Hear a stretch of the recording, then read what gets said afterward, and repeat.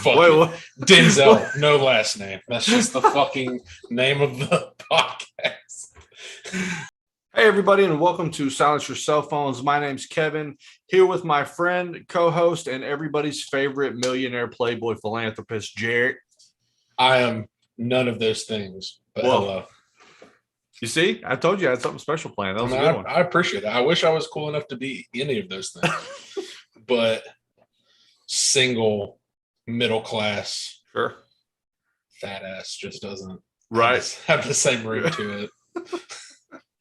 Well, to be fair, I think even if you wear those things, Robert Downey Jr. would probably still be everybody's favorite. Yeah, I mean, but you would be my favorite, and that's important. I don't think that's true either, though. I mean, I get Anyways. it. Yeah. I'm going to lose it to anyone and let it be RBJ. Yeah. There's a lot worse people to lose to than him. Yeah. So we have quite a big show for everybody today. And I will go further into that once Jarrett tells me what he's watched for the week. So I actually believe this was probably the best week I've had. I've watched a ton.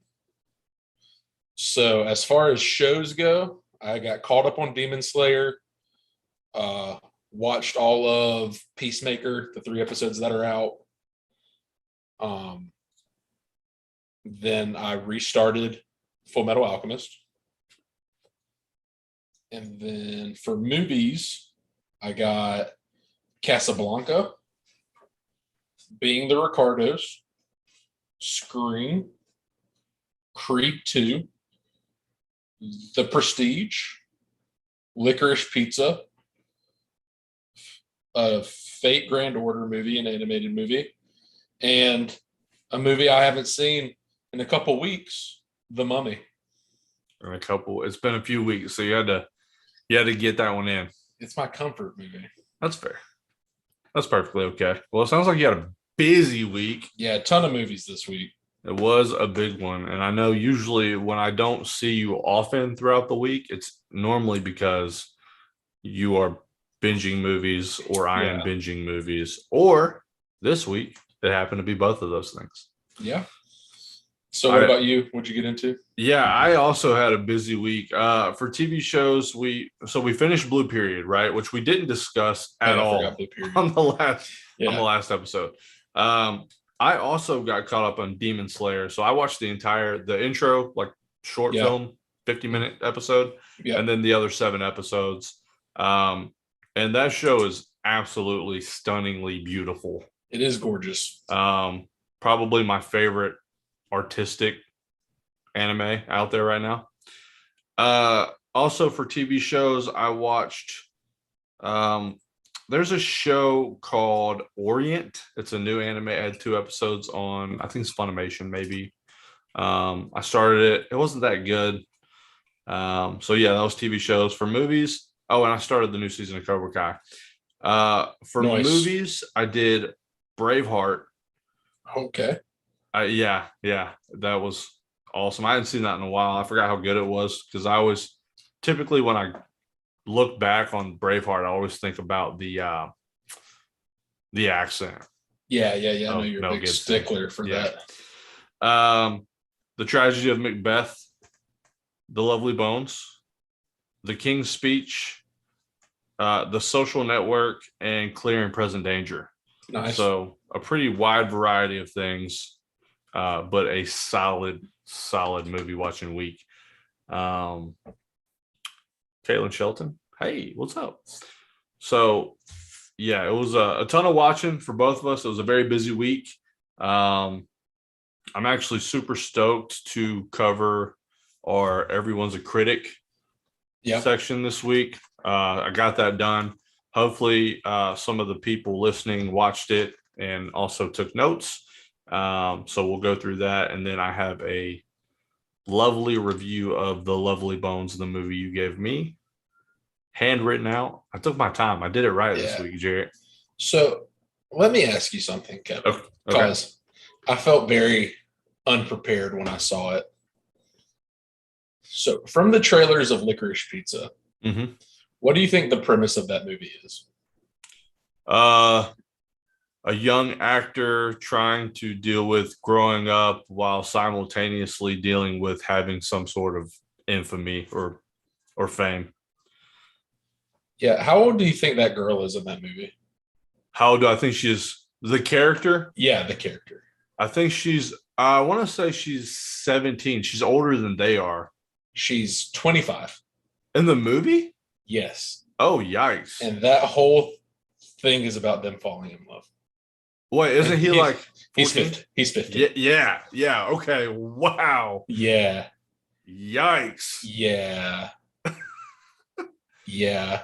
And no one acts like it's weird. There's not a single person that references her being 25 and him being 15 and be like, yeah, maybe you shouldn't hang out with him. It's like, oh yeah, he's a cool kid. And I was like, what? Yeah, I bet he is. I was like, dude, no one told me. Wow.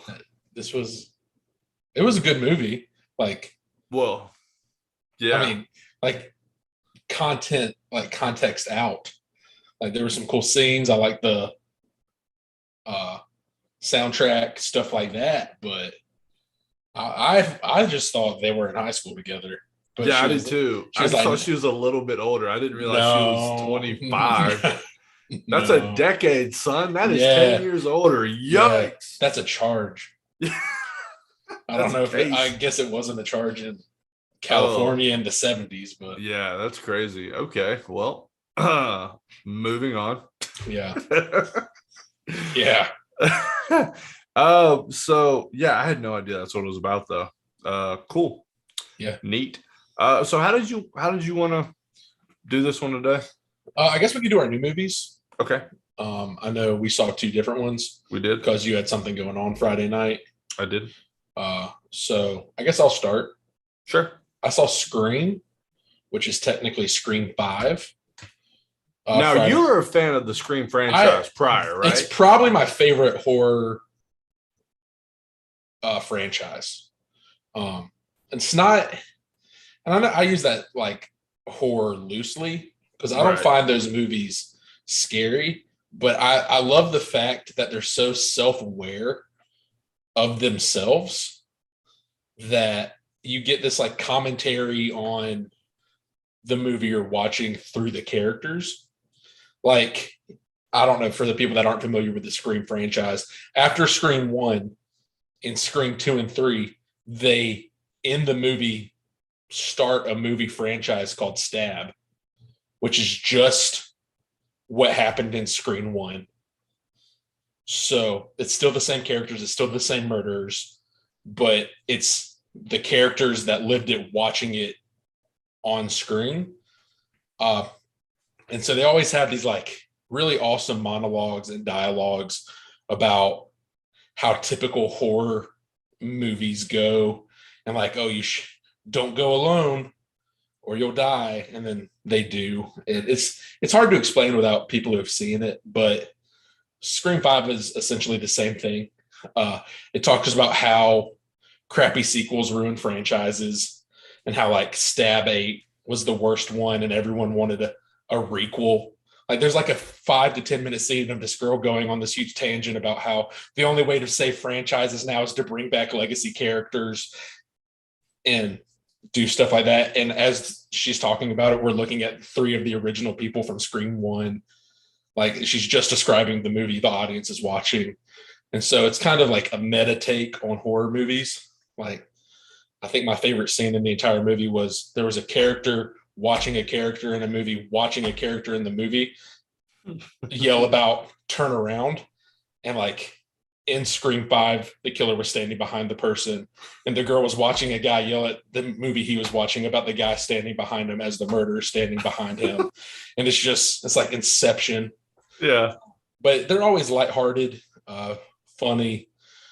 This one had a lot better kills in it than the old ones. So I think it's the best one since the first one. Yeah. So Scream 4 was what, a decade ago? I don't think it was that long ago. I think it was like 2013. I guess that was a decade ago. Right. Yeah, sure. Yeah. Whatever. Yeah, something like that. No, yeah, I was told when I read some of the reviews, and I was told that a lot of the kills were way better, like more fun Yeah. for the viewer to watch. If you're into that kind of thing. So you get to see obviously advanced cinema technology at work, and Yeah. are the stories along the same lines as the other stories were? Yeah. I mean, it's It's it's a a typical typical Scream movie. right. They all kind of follow like they go out of their way to point out how like the formula works.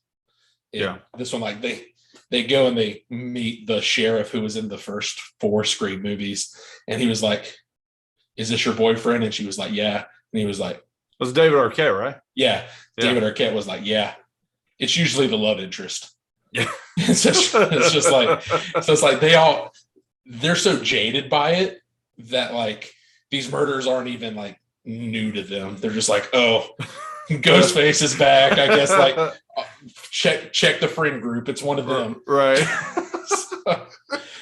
So it's yeah, that's awesome. I actually heard that Scream overtook Spider-Man in the box office its first week. So that's kind of a big deal. They made like, I think they brought in like 30 or 40 million dollars for week one, which is I think solid considering it wasn't a hero movie, right? Yeah, I think it benefited from, I mean, Spider-Man's been out about a month now, and then Scream's a fairly big franchise. So, and there was nothing else out. Sure. Well, I mean, and to be fair, Scream has had success in the past. This is not a flash in the pan type of thing. I mean, they've been making money on these movies for a while now. Scream 4, from what I understand, wasn't as successful, but it's shown that the recipe for success is there. So it actually didn't surprise me too much to see it do fairly decent in the box office. Yeah, it was a good return to form.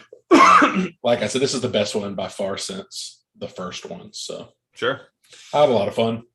That's I'm glad you enjoyed it. I on the other hand, I got to watch kind of a gem with Denzel Washington in a role that before I don't know that I necessarily could have seen him play. There's no doubting his greatness, right? Like Denzel. That's it. No last name needed, right? Yeah. He's extremely talented. Now, when I first envisioned him tackling Shakespeare, I expected there to be, and for those of you that don't know, I watched the Tragedy of Macbeth. It's on Apple. Recently came out. Denzel was nominated for a Golden Globe, and I'm sure he's going to get nominated for some Oscars as well. Yeah. I assumed that the script would have been written a little differently. So, and I don't want to get too in depth with it because it's definitely something I plan on seeing, right? Mm-hmm. So, is it a direct, like, theatrical ripoff of Shakespeare, or did they like modify? They took some liberties. Okay. They took some liberties. But it is the dialogue is Shakespearean. It is direct from Macbeth. I mean, it is. But with where I thought that might not appeal to me, what I found myself doing was appreciating the performance from the actors even more, because they do not speak they don't talk how we talk. They don't speak how we speak now. And for those of you that aren't well versed, or people that aren't familiar with Shakespearean works, it'll probably be a little confusing. But I think correct me if I'm wrong, you're a big Shakespeare guy, right? I do enjoy Shakespeare. Yeah, I thought so. So I think you'll enjoy it. Originally, I didn't think you'd like the aesthetic. I didn't think you'd appreciate it because it was an A24 film. but there's no natural color. It's straight black and white. Right. And I'm sure that's intended. I'm sure that there's Mhm. a reason for it. But I didn't know how much you'd like that. I figure you appreciate the acting, but I think you told me before that you were aware that it was a black and white film. Yeah, I've watched the like teaser trailer for it when I was just trying to figure out like when it was coming out. I watched a probably like a 2 or 3 minute scene, Yeah. if you want to call that. It looked to me that it was very like one set. Like it didn't look like there was a lot of. There's not. Yeah. It's not, and it's not one set. But they're very simple. It's very stage like. Right. Which I appreciated because I enjoy the theater. I enjoy being at the theater and watching plays and musicals and things like that. Mhm. So I was very appreciative that even though it was um, a movie, a cinematic production, it doesn't take away from the fact that these were always intended to be stage for the stage. They were made for the stage. And so I appreciated that they took the time to really do that. So And I think that's kind of always been like A24's like MO. sure, Like they do very bare minimum type scenes. Like, I mean, I was a huge fan of The Green Knight, but it was still just very natural. Like, it yeah, wasn't a big production. Like, they just filmed outside and a lot of stuff. So it's just like, okay, it's not, you're not going to get a ton of, I mean, I say high budget. I don't know what the budget for the movie was, but I think they do simplistic very well. yeah. So there a lot has been said about Denzel's performance in the movie, but I'm going to tell you this: Corey Yeah. Hawkins was Uh-huh. a star in the movie, Okay. and you've seen him in a few things because I'd seen him before. I didn't know exactly where. Straight Outta Compton. It Okay. looks like Kong, Skull Island, Black Klansman, In the Heights. Uh, he was Benny in the Heights. Okay. Yeah, Yeah. supremely talented guy. And if you enjoyed him in the Heights, which I know you did, I did for sure, Hmm. then you're gonna love his performance in this movie. It is pretty. He should win something, as in my opinion. Nice. So Yeah. I haven't heard anything about him. It's all been Denzel. well, Denzel was amazing. Yeah. Good Truly, for like him though. I didn't. I thought for sure they'd work out the script, that they'd make it more current as far as like relatability. They didn't do that, and I hats off. It was phenomenal. Well, we were talking about it through text one day, and we were just like, "It's Denzel doing Shakespeare. Like, how Yeah, bad could it be?" yeah, yeah. He is deserving of any accolade that he gets for this. I hope he does. Yeah. It's been a So while since I've heard Denzel's name, yeah. so good for him. Um. So those were our two new movies of the week. We decided to do one each. Jared, I gave you a movie this week. Actually, how about this? How about I go first since Sure. you started the last one? So you gave me The Lovely Bones. And so I have always been I've always despised watching movies where things have like bad things happen to kids. Okay. Yeah. Yeah. And this is essentially my worst nightmare. And when I am a parent, that will be my worst nightmare. Uh, The Lovely Bones is a movie about a girl named Susie Salmon who gets murdered. Her dad is Mark Wahlberg. Her mom is I forget her name. Do you know off the top of your head? No. Um, I could look it Rachel up. Rachel Weisz. Okay. Um, Oh yeah, Evie yeah, from. Susan Sarandon was the grandmother. Yeah. The cast was really good. I totally forgot that was him. Stanley Tucci was amazing in this He's. movie. I Like he's. truly, I totally forgot he was the murderer. yeah. And then I looked at the IMDb. I was like, oh my, he plays such a good creepy dude. Yeah, no, he did. He was absolutely wonderful. So the story is essentially about a young girl who gets murdered by her neighbor, and she's kind of staying around in spirit to watch over and kind of guide her family who struggle pretty severely with her death. Yeah. They hadn't found a body. They found a lot of blood. They know she's dead, and it's essentially they're trying to solve who killed her throughout. So here's what I had to say. I wrote a whole thing, so I'm gonna tell you. Where directors and writers often shy away from portraying the afterlife in most films, Peter Jackson embraces it, bringing beauty to what was certainly a tragic death for our main character, Susie. Stanley Tucci, I can't say enough about his performance. He was nominated for a BAFTA, Screen Actors Guild Awards. Like he was the majority of the nominations for this film was his performance as a supporting actor. I thought Peter Jackson, the director, and I couldn't do it. I couldn't make a movie based off of a book. We've talked about how hard that must be for somebody. Right. From a creative standpoint, you're kind of limited, but not limited. You don't see very often when somebody dies in film. You don't really see it in afterlife.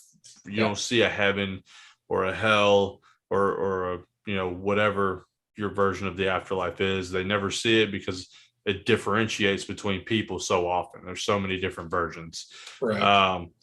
Now they called it the in-between in this movie. It was essentially like the spirit world. Yeah. And it was, I thought it was beautifully done.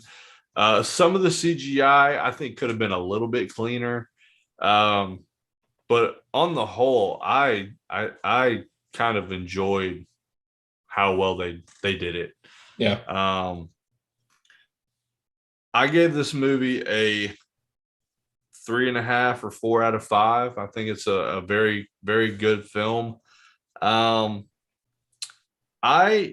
didn't like Susan Sarandon's character in the movie. I don't know if she had a bigger impact on the family's lives in the book. Mm-hmm. And it didn't translate as well as maybe they wanted it to. Yeah, I've never read the book. We can probably follow up with Katie. I think she said I saw that. She did say she read it. So maybe that'd be something to follow up with her. I don't know if she's seen the movie, but you could maybe ask her how it translated. Yeah. Because I think she probably had a bigger part in the book. Another thing I don't think they did well enough in the movie is Rachel Weisz. I don't think she got the opportunity to really play the grieving mom role. Right. I think it was kind of glossed over a little. Like it shouldn't have been, right? Because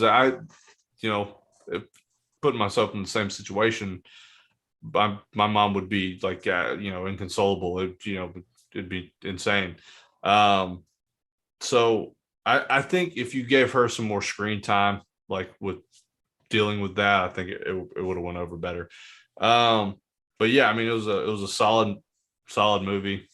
I thoroughly enjoyed it. If you do watch it, bring some tissues. It's a tough one. Like I forget her name, but the girl that plays Susie.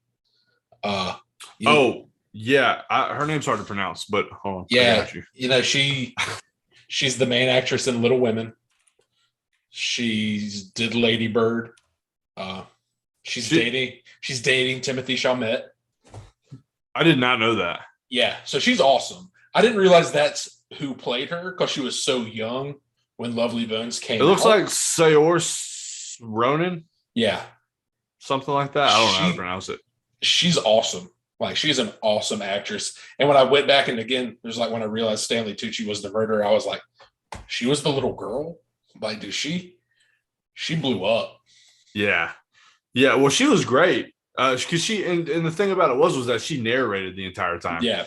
So you get to see her like do like voice acting with real acting.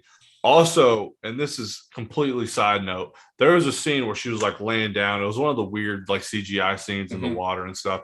And she opens her eyes, and her eyes are like insane. Yeah.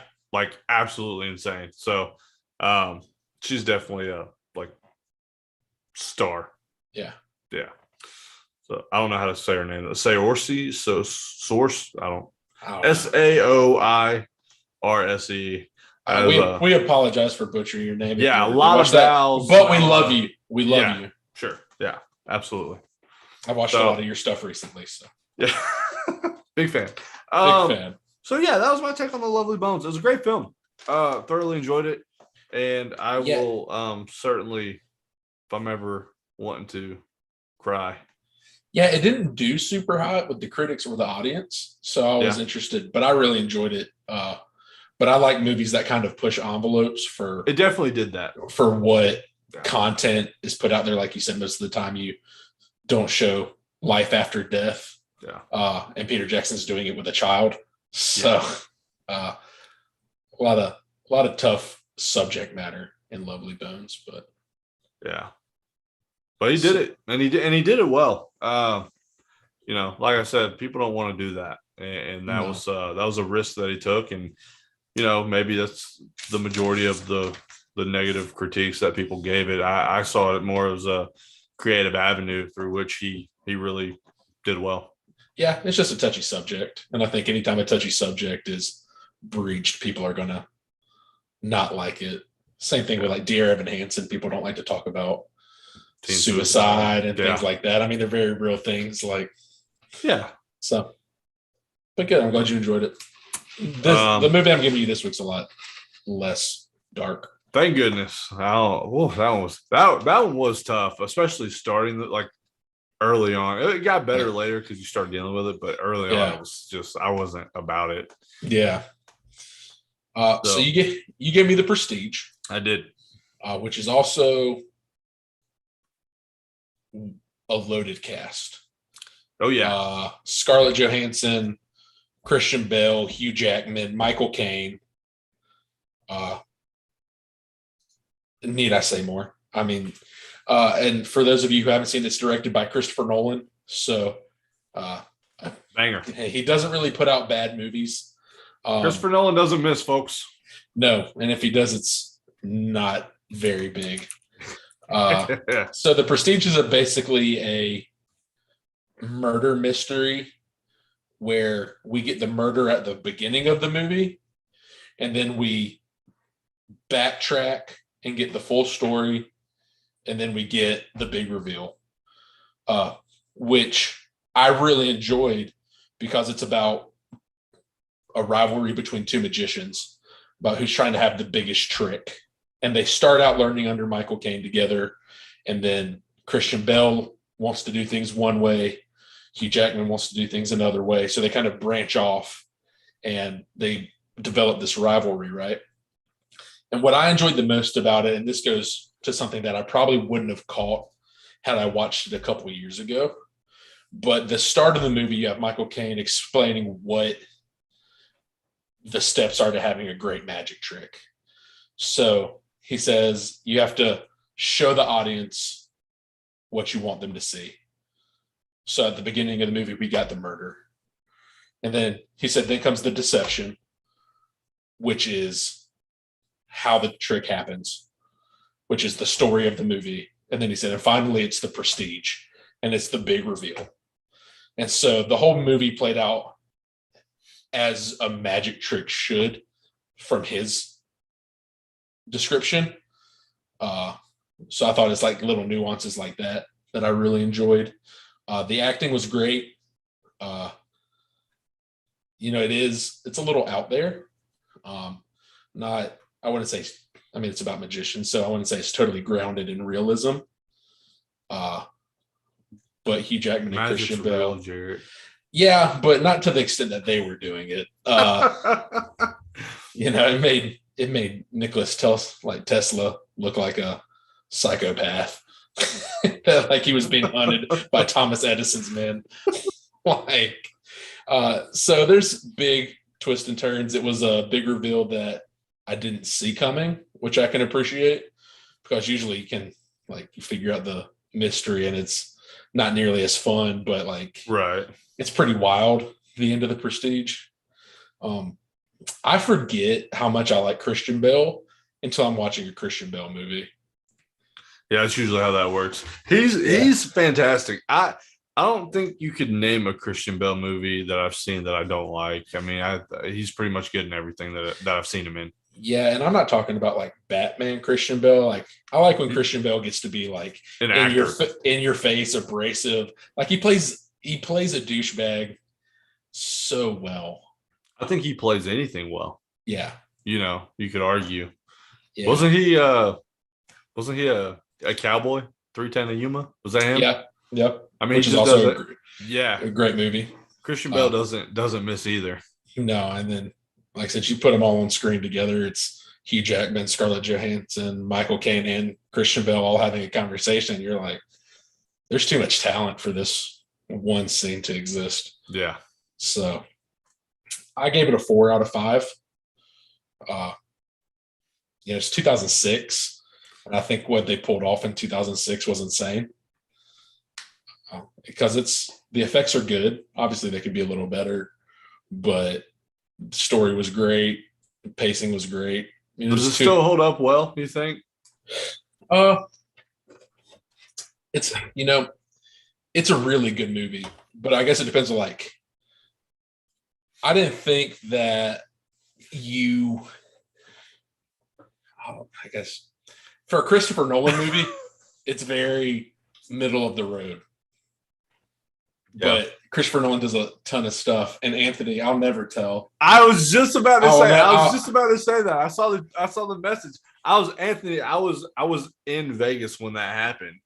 I didn't see the show, but Jared told me he got caught on stage, and he will never. No, Anthony, I've done everything I can. I haven't I've told known Jared for a decade, and he still won't tell me. I haven't told my parents. And for those of you who are trying to figure out what we're talking about on the podcast, when I was 21, we went to Vegas for Christmas, and I somehow ended up in David Copperfield's grand finale magic trick. And I'm just he asked us after the show to not tell anyone. And Jared had to sign an NDA and everything. Yeah, it was crazy. And I've never told anybody.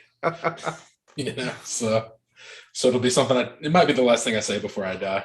Yeah, but keep shooting your shot, Anthony. I've been barking up that tree for a long time. Yeah. So, but yeah, The Prestige. I would watch it if you haven't seen it. It's good, Christopher Nolan. Again, it's one of those movies that you'll appreciate. I think Christian Bale was better than Hugh Jackman in this movie, but Hugh Jackman was great. So, sure. Well, I'm glad you enjoyed it. Yes, thank you. And we covered our the movie we've been given. We've covered the new movie release. Now, thanks to young Dane McClone, we will start our first week for the Everyone's a Critic 52-week challenge. Now, at some point, we're going to have to fit 2 of these in because it is the 19th of January. So technically, it's like the second week or third week. But I don't think it matters. But it's just a year from. I want to be done in 1 year. Yeah, we can still be one done calendar year. Yeah, but we start the calendar year when we started the thing. Yeah, but like we could finish this by December. Anyways, I don't think so. So last week I gave you guys a movie that I was going to be using for my first topic. Our first topic, because it's the same book. Best Picture winner. I had to pick a movie that was a Best Picture winner, and me and Jarrett kind of agreed that these would be movies that we had never seen. Okay. Right. So for my film, you have to go back to 2010. I guess it won the award in 2011. The King's Speech. And so, Jarrett, what I'm going to do is I'm going to go over each of these. I'll give a short description of the film, and then I'll go over the questions and how I answered. So if you can see here, I got my book written and given stars and all that good stuff. Yeah. My critique is in officially. The King's Speech is Colin Firth, and he is portraying, I guess this is kind of a biopic, right? Yeah, it is it's based on true story. Right. The King's Speech. Let me pull up the cast here real quick. Colin Firth, as most of you guys know from Kingsman, Manners Maketh Man guy. Yeah, that's him. Well, I guess some of you probably know him from the King's Speech. I just had never seen it, and it was a big deal. So I guess technically, Colin Firth from the King's Speech. Why is this the King's Speech is apparently a bunch of things, Jarrett. Here we go. From director Tom Hooper, starring Colin Firth, Jeffrey Rush, and one of my favorites, HBC, Helena Bonham Carter, who was also phenomenal in the film, by the way. Colin Firth portrays King George VI before he took the throne. As most people know, his older brother abdicated the throne because he couldn't get married to an American divorcee. He had the shortest reign in monarch history. It was like it was like 340 days, less than a year. Right. And this was right before the kickoff to World War II. And King George, or Bertie, as he's affectionately known in the movie, has a speech impediment. And he has no idea how to publicly speak. And you're talking about somebody who's in the public eye pretty often. This was about the time radio was becoming a huge thing. Right. Speeches were given over radio. It was a huge, like, crushing blow to him on a professional level. So he tries all these speech therapist guys. Nothing works. So some like witch doctors putting marbles in his mouth. And I mean, he's trying everything. Nothing works. He picks up smoking because one of his speech therapists said it would open up his lungs or something. And Helena Bonham Carter's character, the wife, finds I guess an ad in the paper for a guy that's supposed to be really well known at fixing language problems. Right. Lionel Logue, played by Jeffrey Rush, and honestly, probably my favorite part of the movie. I loved everything Colin Firth did. But I think Jeffrey Rush was kind of the hidden gem in the movie. Mm-hmm. He was fantastic, and essentially the movie is about him helping King George overcome his speech impediment so that he could deliver a huge speech before the kickoff of World War II. Okay. So I'm going to go through my stuff here, the questions. Directed by Tom Hooper, produced by Paul Brett, written by David Seidler, music by Alexandra Desplat. Awards received: Best Picture, Best Actor Colin Firth, Best Director Hooper, Best Screenplay. Why did I choose this particular film? I had seen quite a few of the Best Picture winners. Yeah. This was one that I hadn't seen, but always wanted to watch. And I'd only ever heard good things. So I picked The King's Speech because of that. Have you seen this movie before? No. Would you recommend this film? Why or why not? Yes. I think there are a lot of people that would love this movie. Colin Firth's performance was masterful in that if you've never had a speech impediment and now you have to act like you have one, I imagine that's extremely difficult, and I thought he did phenomenal doing that. Which character were you most able to identify or connect with, and in what way? Lionel Logue was somebody I thought I connected with a little bit more, mostly because I'd like to think that I can see past people's flaws, kind of like he did with Bertie or King George. Best line from the movie. So King George was getting ready for his commencement ceremony, and he confronts Logue about him not having a doctorate, him not being certified, right. having proper credentials, and they get into it, and he gets George to say, and he yells it like without a stutter. He yells, "I have a voice," and it was so powerful. And Logue sits there and he says, "Yes, yes, you do." And it was the most eye-opening like thing in the movie. Like it was just like an epiphany type of moment, right? Where King George has this realization, like I'm my own man. You know what I mean? Yeah. It was a beautiful moment. I loved it. Were you surprised by the ending? What would you do differently? I wasn't surprised by the ending. I think going into it, I expected Lowe to kind of pinpoint something from his childhood specifically, Right. and cure him like completely. But he didn't do that. I will say that the final speech given was amazing. Right. Yeah, it was phenomenal. Have you ever watched any of the other Best Picture nominees? What were they? The Hurt Locker, $1 Million Baby, Lord of the Rings, The Return of the King, Chicago, A Beautiful Mind, Titanic, Gladiator, and Braveheart. One of those I watched earlier this week as well, among others. Do you feel this film deserved the award? Why or why not? So you probably asked yourself, Jarrett, why did you watch The Social Network this week? And I'll tell you why. Because it was nominated the same year for Best Picture as The King's Speech. Right.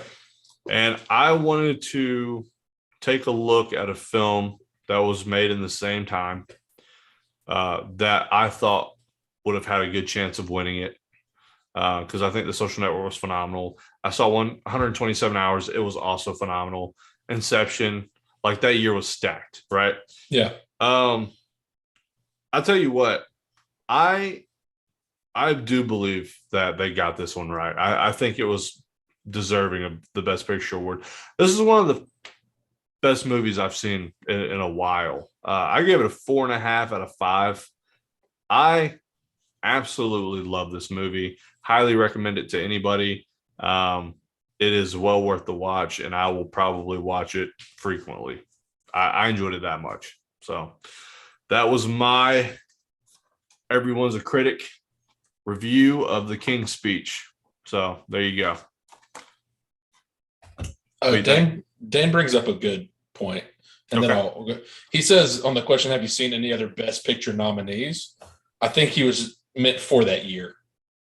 Oh, yeah. So that was part of my research. Right. Yeah. So that's why I watched. I think he was just clarifying the question. Oh, yeah. So I was actually answering a question from the book because.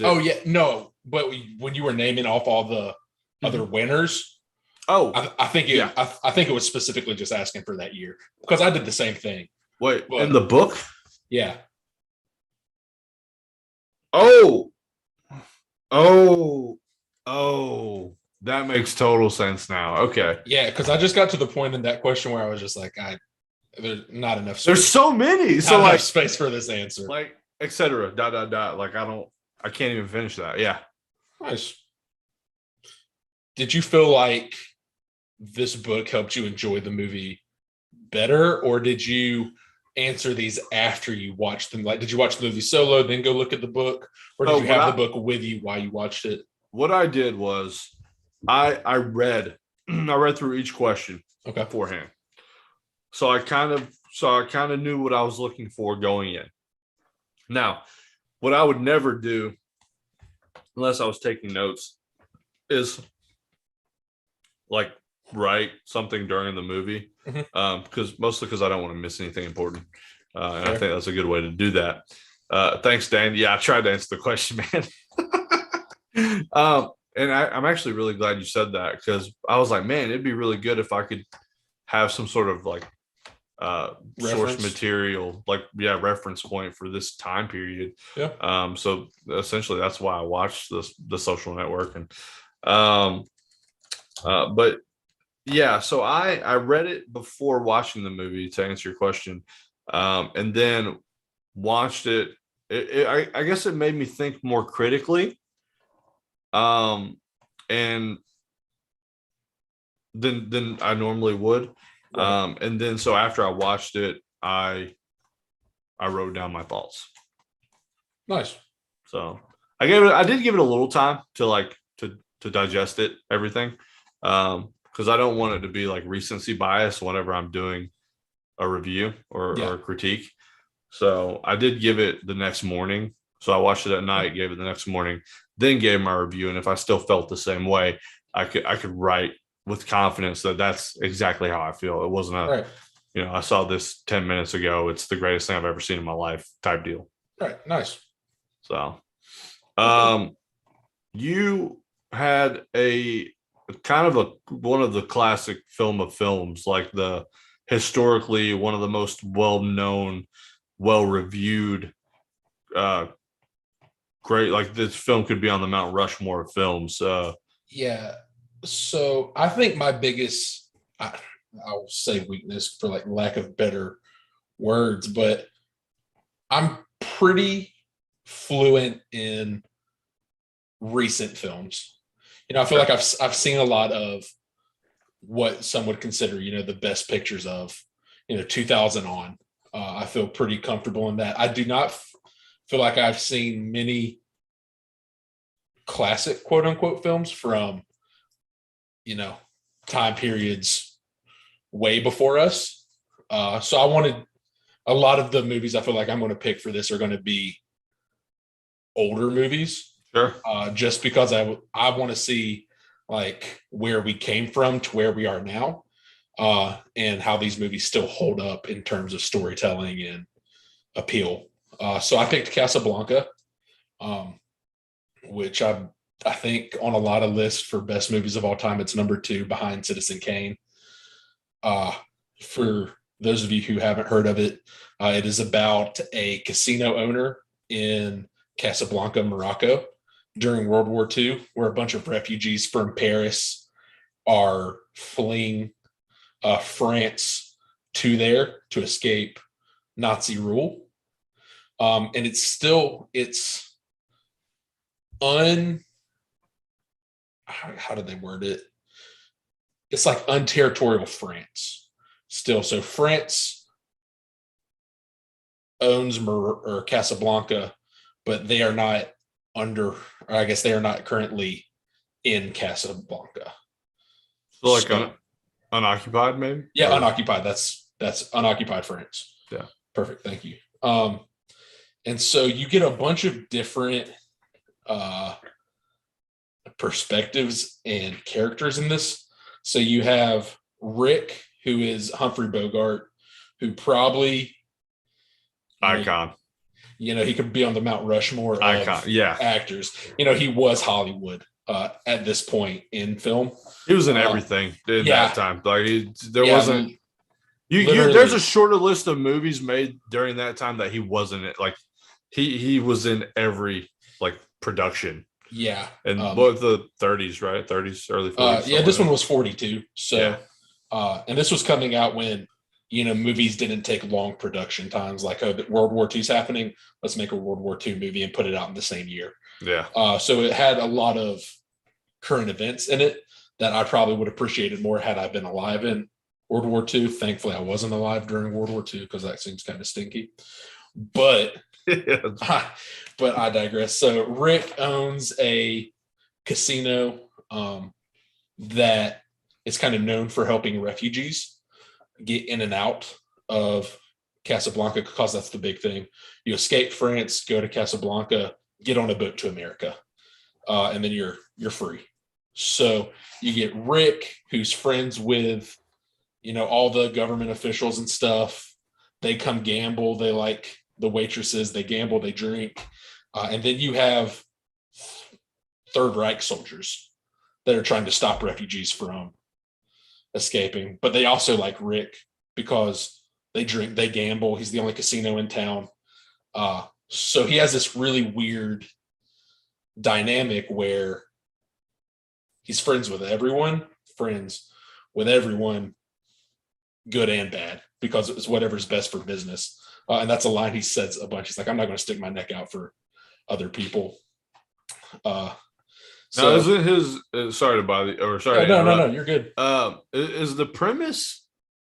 Sorry, does it have something to do with him and his ex Yes, so and her current love interest? he's in love with a girl in France, and he wants to run away to Casablanca with her, and she never shows up. So he leaves. He's heartbroken, whatever. And then in the movie, she shows up again with her husband, who she was married to Right. in France, That's what it but was. he didn't know that she was married. And they're the guy she's married is a big uh, rebel uh, figure. So a lot of the resistance knows who he is. He's leading a bunch of resistance in the Czech, Right. and he's essentially been dodging the Nazis trying to escape. And so they pin him in Casablanca. They're going to try to arrest him. So Rick has this like moral dilemma of, do I help the girl that I'm in love with, or do I not even risk my well-being for her? Right. Um, so you get a little bit of like thriller, romance. That's where I guess I'll go over that when I go over it. But that's kind of the whole premise of the movie is his interaction with her and her husband, Right. essentially. Um, I gave the movie 5 stars. Uh, Sounds about right. yeah, and I did kind of the same thing you did. I did it a day after because I didn't want it to be like, oh, well, everyone says it's 5 stars. I'll Right. say it's 5 stars too. Exactly. Yeah. Yeah. Yeah. I I totally think get that. I think the acting is phenomenal. Like Humphrey Bogart is truly, He's like the man. father of acting. Like, He's actually. he's just like a man's man. Yeah. He smokes, he drinks, he's good looking, he's friendly, he's funny, he's got this charisma about him He's that I Frank think, Sinatra. yeah, pretty much. I can get why everyone liked Rick. Yeah. And he would do stuff. One of the questions is, which character do you most identify with? There wasn't a ton of characters to go off of, uh, but I picked Rick because he does these things where he's like, I would never stick my neck out for somebody else, but then this wife comes in and she's like, we're a couple $100s short to get our visa to go to America, and he goes and he's like, okay, is your husband playing roulette? And he was like, yeah. And he goes, tells the dealer to make the ball fall on like black 22, and then he goes, tells the husband, put all your money on black 22. And then he like leave it one more spin. He hits it again. He's like, now take your money and get out. So Wow. he does like these little things where he is looking That's out cool. for the little guy, even though he has this really tough exterior of, I'm looking out for me and me only. Right. So I guess I'll go over the book kind of like you did. Directed by Michael Curtis, produced by Hal B. Wallace, written by Julius J. Epstein, music by Max Steiner. Awards received: Best Picture, Best Director, Best Screenplay. Why did I choose it? It's considered one of the best films ever made. I felt like me not seeing it, it's a feather I need to put in my cap. And like I said, I wanted to see older films, especially from this time period. Would I recommend the film? Yes. I think it's just one of those movies that it kind of sets the foundation for what I would consider acting in this. And you get, the movie's only an hour 42, but they tell such a big story in such a little bit of time Yeah. that it's truly impressive for what they had. Were you okay with the pacing? That's Yeah. usually a thing for you. So I wanted to, because it is a big story, and I've heard that it's kind of the film, right? Yeah. Like you hear about it on any list. I wanted to pick your brain on that because I know that's a big you thing as far as you'll either like the pacing or like hate it, and that'll turn you off completely. So Yeah. It's a little fast. Like they move pretty quick to get from point A to point B. But I don't know. I'll say I guess I watched this through like, okay, this was made in 1942. Like, how were films done in that time period? And they were very short, very precise. You know, you didn't have 3 hour, 2.5 hour epics that we do now.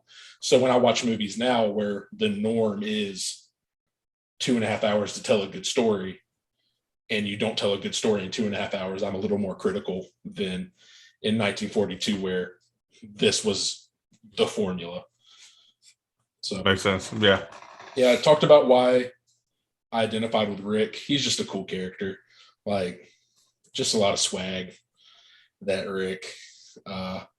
Best line or memorable quote. It had two. I mean, I'm sure most of everyone who's ever quoted a movie has heard these. The first one was, of all the gin joints and all the towns and all the worlds, she had to walk into mine. And he's talking about his ex because, you know, he was done with her. He had passed. He had moved on. And as soon as she walked back in, it's like love struck all over again. So I will never, ever forget that quote anymore after I messed it up during the Blockbuster game. I apologize. Yeah. That's fine. And then the second one was, here's looking at you, kid. And that's kind of his sign off to her every time he tells her goodbye. It's not goodbye. It's like, here's looking at you, kid. He says it, I think, 2 or 3 times in the movie.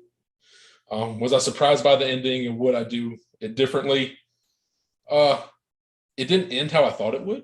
So I was a little surprised. I thought I kind of knew the formula and how it was going to end. But it was not that in Casablanca. So I was actually impressed for them staying off status quo. And I wouldn't have changed anything about it. I think it's a movie that doesn't need to be touched.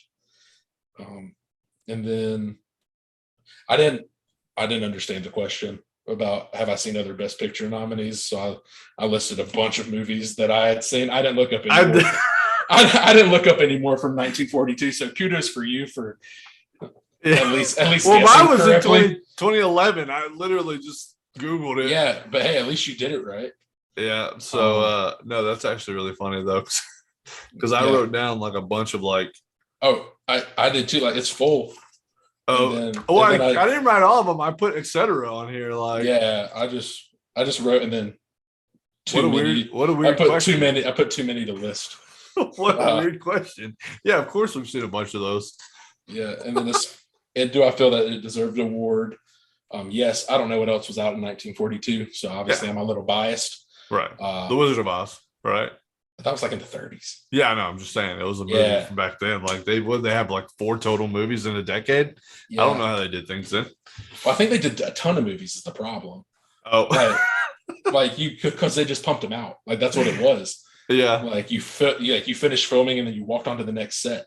Like I think that's why Humphrey Bogart was so big, because he's got like 50 credits or something. Yeah, he was doing like 60 movies a year. That's awesome. And I don't know what the money was like back then, but I never felt like this movie was made in 1942 when I watched it. So I think it's a movie that holds up now. It was black and white. That never bothered me. I think they do enough just classical acting. They have live bands and stuff like that. That was really enjoyable. And I think if you just take a step back and you're like, okay, this is a 40s movie and I understand that, then anyone would enjoy it. Yeah, you go in with the expectation that this should be viewed as one of the first like great movies ever made. Yeah. And it's not going to be what we get now. Yeah, I mean, like if you're a stickler, like you can't expect that. Like you could tell the airplane that flew off was made out of cardboard. But if you're like, oh, well, that's not as good as No Way Home. Well, as long as you're not one of those people, then the movie's really good. You don't let the cardboard airplanes ruin your take on a movie. So as far as movies that are considered classics, would you consider this one your favorite? I know you've got a few that you've seen recently, and we've discussed some of them. It's up there. I guess it depends on, what it's up against. It's really hard because classic is such a broad term. It is. And there's obviously going to be movies that, like, I would say I probably enjoyed The Godfather more than I like Casablanca. Okay. The Godfather has 40 years to take from what Casablanca built. And Right. any movie I've seen prior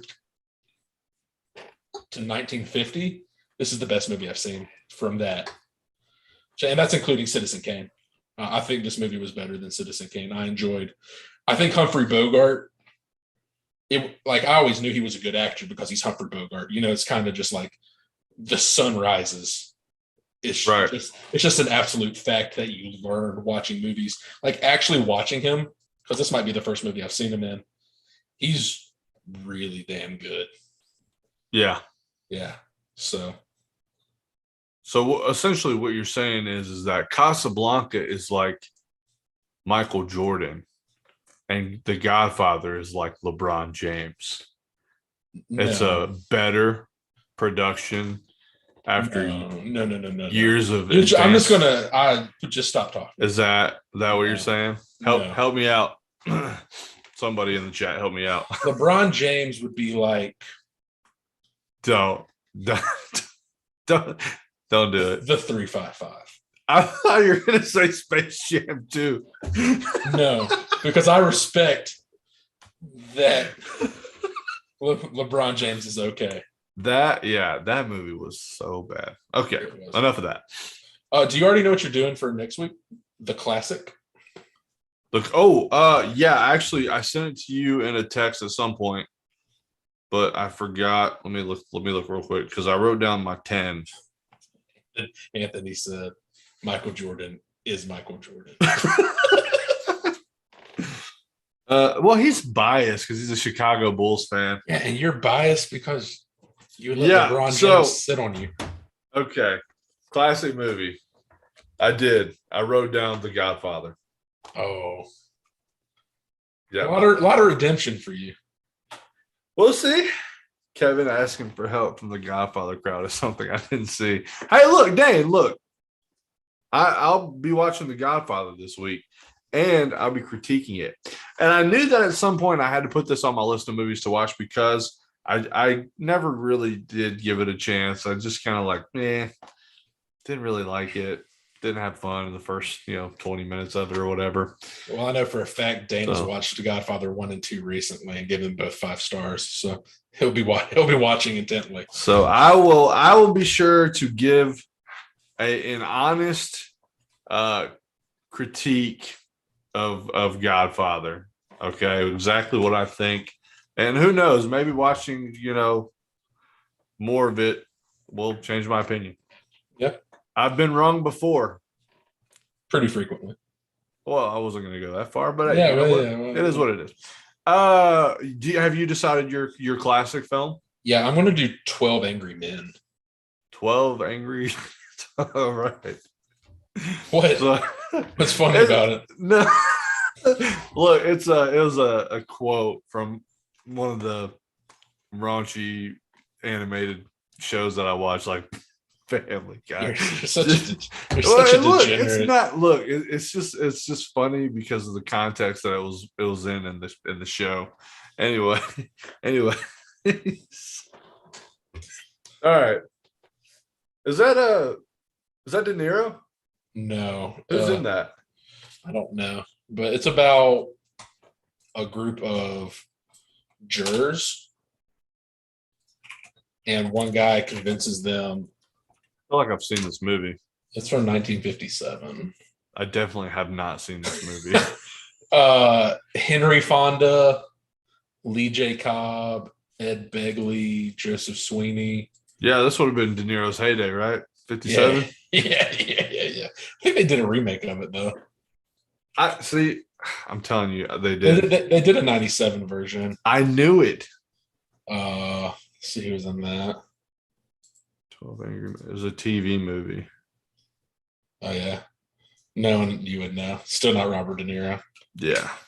James Gandolfini's juror number 6. Hey, look at that. He was Tony Soprano. But I'm doing the 1957 version. Oh, okay. Well, that's exciting. Yeah. That being said, before we go into our binge-worthy segment, which we completely skipped last week, right? Yeah. There's a couple things I want to say. Jared and I, we're doing YouTube Live now. We're starting to branch out and do more. We recently decided we were going to create a Patreon. And it's just another way that we can get our fans involved, and you can become members and have access to some different things, have access to the show, have access to us. So if you ever, if you enjoy the content and you want to become like full-fledged members and be able to do more with us, you can subscribe to our Patreon. And it should just be Patreon.com/silence your cell phones. If you're interested, hopefully that will include merchandise in the future. I'm looking into doing like some shirt stuff, maybe some hat stuff, or Yeah, something. we're getting a logo done. We are. And that was one of the things I wanted to, I guess, put out there. If you guys want different merchandise, I know the t-shirt's kind of a given, but if you guys like have something else you think would be really cool, especially like, I don't know, like coasters or koozies or something. I don't know what else we can do. Movie related. Popcorn buckets. Popcorn buckets. Yeah. Something wild like that. But if you guys ever feel like you want something more than a t-shirt, please let us know. We'll look into it. Yeah. Essentially, we're wanting to find ways to improve every week to make you guys still enjoy and come back and listen to us talk, crap every week, because we have a lot of fun doing it, giving our opinions to, and they mean little to most everybody else except you guys. So, we're just trying to make it a little bit better for everybody.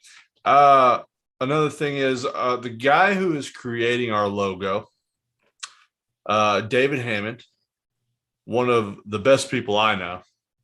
He's a good guy. Good dude. Big shout out to David Hammond.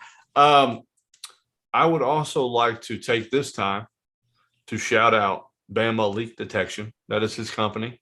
And seeing as how he's helping us with our logo, I would like to help. If you think you have a leak, give them a call.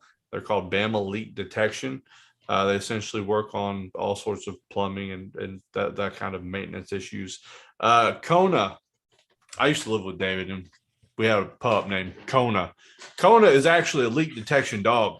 And so even if you think you have a leak, Kona will be out there and she will sniff it out. That is a fact. She will find it. She will find it. She is trained, and she is the sweetest pup that you'll ever meet. So there you go. Was there anything else along those lines, Jarrett, that we need to cover, or is that it? We put this out a couple days ago. I think we already have at least one Patreon. Can you pull it up to see we can do a little shout out for everyone? I can pull it up. I don't think I can pull it up in my frame here, but we do have our first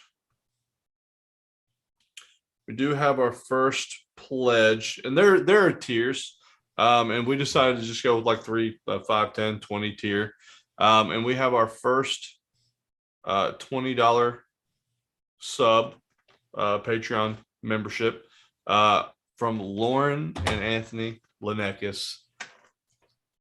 Thank you, guys. Thank you so much. As if you hadn't done enough for us already. Right. And I called Jared, and I was like trying really hard to be like mad, but at the end of the day, you guys are crazy for supporting us the way you do.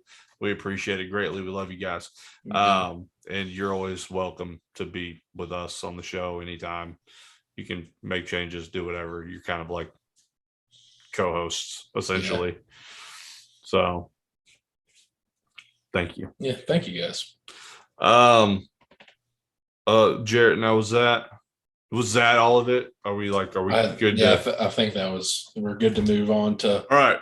Blue Period. So last week we did not do our binge-worthy segment. So we're going to squeeze, we're not going to talk about each episode. We're going to talk about the show Blue Period. It's a Netflix anime, 12 episodes. We split them up 6 and 6. But we have seen all 12. And Jarrett, you and I talked about this before. Blue Period, was okay. It was very very meh. very meh. For all you weebs and anime heads, because that's what we kind of are. Here's the thing, and you touched on it, and I'm really glad you said it. For a show that's animated, that is about art specifically, it should have been prettier. Yeah. It should have been more aesthetically pleasing. I think both of us expected to get beauty. And it lackluster, I guess. Yeah, especially like if I didn't watch Demon Slayer as well, like when or Full Metal Alchemist that came out 20 years before this and still looks better than it. Like it just gets outclassed quickly. Well, and here's the thing: the story was good. So essentially, for those of you who have not seen any of the episodes, Blue Period is a show about a guy who kind of doesn't really know the direction his life's going. He's smart. He puts on a front for his friends, but he's a really smart guy, academic. But he's got no direction until he finds art. And he decides that he is going to pursue art school, like at a collegiate level. And the show is the pacing was okay. I thought it was they do, because it does take time to get good at something like that. Yeah. I was okay with the pacing. So essentially the show goes through him learning art up until the point where he's applying to get into like academies or universities, college institutions, things like that. So I guess that was kind of my biggest thing was it for a show to be about art and not be beautiful. It's tough. I thought the story was good. Yeah, I thought the story was fine. Things I did like about it, it kind of avoids typical anime tropes. Like this guy, his friend group isn't the artsy type. They drink, they watch soccer. They're kind of typical dudes. Not people you would expect to be supportive of his journey into art. But what I really appreciated it, instead of like the typical, oh, we don't like art, so we're going to make fun of you type thing. Or shun you. Yeah, or shun you. This group of friends was very supportive. They're like, yeah, man, you want to go to an art show? We'll go with you. Like, whatever. Like, we're still boys. And so I appreciated that. I thought that was pretty cool to show what actual friendships are like, not just like. Yeah, because I feel like the last decade that you've known me, I have tried quite a few. I've done a few different ventures. Yeah. And, usually Jarrett's like, all right, man, cool. Dope. Yeah. That's pretty much it. It's like the extent. Yeah, like Jarrett came up to me and said, hey, man, we're gonna play disc golf, or hey, man, we're gonna do a movie podcast. I'm like, sure. Yeah. Let's do it. Like that. To me, that's how like real friends actually talk through things. He's not like, you're an idiot for wanting to, do whatever. Yeah. So I say that for many other reasons. Yeah, absolutely. Yeah. And deservedly so. In some cases. So yeah, no, it was really cool that they did that. I like you don't particularly enjoy seeing the same scenario kind of played out over and over. It was a very unique story. I thought the whole cross-dressing thing was a little off, kind of weird. Yeah, not really necessary. It didn't progress the plot. Yeah, it happens in anime, but yeah, we just had one of the best questions, and I'm glad you asked. Yes. David Hammond, Late Show lit. Hey, David, we just shouted you out, bro. So I guess this will be like its own segment. Blue Period, not binge-worthy. Let me give you anime that are binge-worthy. Yeah, exactly. A couple animes for newbies. You've seen Dragon Ball Z Gundam. Well, no, he already said he's not going to start the 1,000 episodes of One Piece. That's in there. I think Cowboy Bebop, 26 episodes on Netflix. super classic, great animation, great music. Probably one of the best protagonists in Spike. I think the best story ever told, animated and not animated, is Full Metal Alchemist Brotherhood. It is on Funimation, which you are family, so I'll let you use my account. Can I give one? Yeah, sure. I think Yu Yu Hakusho is kind of a classic. And the guy who actually created Yu Yu Hakusho also did Hunter x Hunter, right? Am I getting that right? Yeah, Yu Yu Hakusho is a little longer. It is a little longer. It's a typical shonen, but it is really good. But there's arcs that I applied directly to, like when I'm giving anime ideas to people. The Dark Tournament. Yeah. Yeah. Yeah. And then the Chimera Ant arc for Hunter x Hunter was amazing. Yeah. So I would say any of those. A lot of those are older. If you want something newer, My Hero Academia, Jujutsu Kaisen, Demon Slayer. Those are probably the 3 best anime in the past 5 years. Yeah. Yeah. And Jujutsu Kaisen was kind of a shock to like everybody, I think. My Hero Academia is obviously a global phenomenon right now. You'll see those kids wearing those shirts, like, it's pretty household namey right now. So yeah, what's a shonen? Oh, shonen, it's I guess your longer. It's whatever is the manga chapters are printed in Shonen Jump. It's a longer art action animes usually.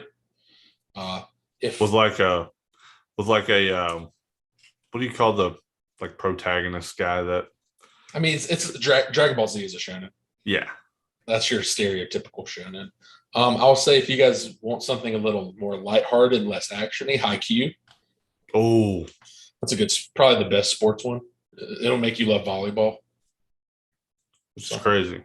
But I could literally talk about anime all day. That's a slippery slope. For anime movies, though, Your Name. Your Name. Probably one of the prettiest and well done anime movies that I've seen. What's the one about the silent voice? Silent voice, yeah. Yeah, if you want to cry like a baby, like I did, straight up if you watch that, bring tissues, dog, because that's for real. That is a sad movie. Yeah. So get ready. Yeah. Get ready for that. If you don't cry, you don't have a heart. So that's facts. That's just science. Yeah, you are completely soulless. Let's see. Hey, it looks like we got some people in here. We got a little pop. That was cool. You wanted to do what's next on Bingeworthy? I think you picked it. Yeah. So the same people that made Squid Games actually came out with a new show, and I'm really excited for it. It's called The Silent Sea. It is on Netflix. It's essentially about there's a water shortage on Earth, and they have to find water elsewhere, like on like the moon or Mars or something. But yeah, it's a lot of the same actors from Squid Games, which is why I'm pumped to watch it because I loved Squid Games. Nice. So, do you think them trying to find water on the moon pushed it out of orbit so we get our most highly anticipated movie, Moonfall? Yeah, maybe. Good news for us is Jackass Forever also comes out the same week as Moonfall. So that's awesome. And luckily for you, Death on the Nile comes out the same week as Marry Me. Let's go. Oh, that makes me so happy. I did not want to watch Marry Me. Jennifer Lopez, Owen Wilson, say less. Sarah Silverman. What year is it? Yeah. Not 2022. Yeah, we're going to take a trip in time to 2010 where Jennifer Lopez, Owen Wilson, and Sarah Silverman were things. Although, to be fair, Sarah Silverman was in Space Jam 2. I mean, Owen Wilson was in Loki. Oh, that's true. Which was way better than Space Jam 2. Some would say. In some circles, maybe. All the circles. All right. So is that are we did we give each other our movies for we did not. Okay. We did not. So I decided to go with a classic. You'll appreciate this because you're a big RDJ fan. I'm giving you Zodiac. Nice. That cast is phenomenal. Mark Ruffalo, RDJ. There's some other big names that I can never remember, but it's Jake Gyllenhaal. Jake Gyllenhaal. Phenomenal cast, phenomenal movie. I think you'll really enjoy it. So Zodiac. I'm giving you Knives Out. Yes. I know a movie you wanted to see, haven't seen it yet. Oh, Daniel Craig. Yes. Chris Evans, who can do I was no hoping wrong. you give me that. Yeah, the movie's really good. So I've heard nothing but good things about that movie, so I'll watch it. So this week for me, I'll be watching Knives Out, the movie Jared gave me, and I will be watching The Godfather for Everyone's a Critic, and then we will be starting Silent Sea. And what do you have, Jared? Refresh our memories. Wait, what? What movies do you have this week? Oh, for what's coming out? Yeah, no. What movies are you watching? 12 Angry Men. Okay, and then Zodiac. Yeah. Sorry, I was reading David's comment. Yes, we have seen the new Scream. Once we get done, if you want to backtrack to the beginning of the episode, we go over it. Yeah. So it will be there for you, Sir David. Zodiac, 12 Angry Men, movies to look forward to. Mm-hmm. The only thing coming out this week is Redeeming Love. Yep. It is a history romance. I thought we saw the worst movie of the year with the 355. We're not actually. No. We're not actually watching this movie, Jared. I don't know, man. No, because you're gonna watch the tragedy of Macbeth. Yeah, I am going to go to the new. I call it new, but the theater we found downtown that shows only indie movies. Yeah. They also do a film festival every year. So that's sweet. I did not know that. Yeah, the Sidewalk Film Festival. I'm actually super stoked for that. So I'll probably do that Friday night if they have a movie time. I get off at 6:30, so let me make sure that's a movie time that I can. Yeah, and even though it's here, guys, I want to let you know I'm not actually at the beach. So I know it's deceiving. I'm not actually in Alaska. Yeah. So don't be fooled by our trickery. Trickeration. What is that? The 21st? The 21st would be Friday. Yeah, they have a tragedy of Macbeth at 8:15. Nice. So I'll probably go to that. It's only like an hour 45, so that's not too bad. No. All right, cool. That's a good watch. So I won't watch Redeeming Love. Shucks. I'll probably watch Scream. Probably give that a watch. It's good. So. All right. Well, I think I am done for the day. Yeah. Is that all we got? Anthony, what are you talking about? Wait, what? You got to read it. Wait, what? Yeah. Okay. It's neither here nor there. Bamboozle.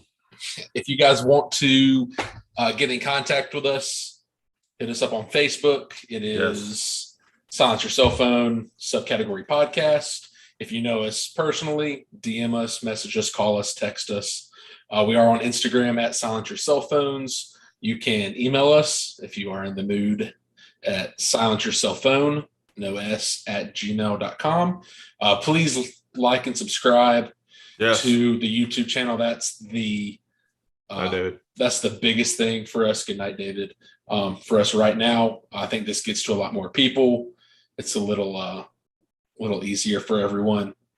And as we mentioned before, if you do feel inclined, you can always find our Patreon. We plan on doing some extra videos for that and a bunch of all that good stuff. Yep. Until next week, though, and scene. Dope. All right, let me end this pod. Let me end this thing. Yeah. Oh wait, I guess we're still. Yeah, we're still live. We're still live. Yeah. Hey, whoa. That was awesome. Yeah, I enjoy these. Yeah, these are a lot of fun.